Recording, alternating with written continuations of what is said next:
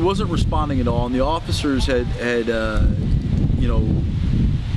been talking to him for quite a while. They couldn't get much out of him. About the only thing they could get out of him was that he wanted to see the sunrise.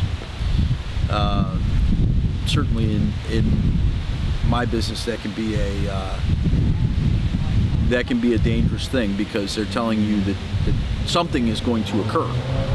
They're giving you a timeline, right?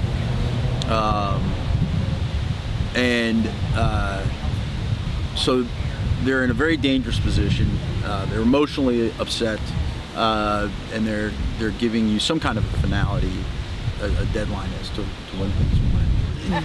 Deadlines really become a point of conversation. They're not necessarily,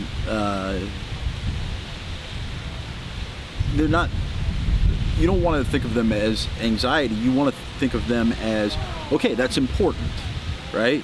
It's a point of emphasis. What is important about, why we're here? What is important about this moment now? What is important about the sunrise? And so that can get you to the crux of the issue. I wouldn't necessarily say that it creates a dire situation, but it does give us something to talk about, and it gives me a reason to listen. I know a lot of people might think of that as, uh-oh, okay, now I got 3 hours to figure this thing out. But we talk through deadlines a lot. A deadline is not always a deadline. Sometimes it's just a part of the story that got us here. I think the first hour was really talking about,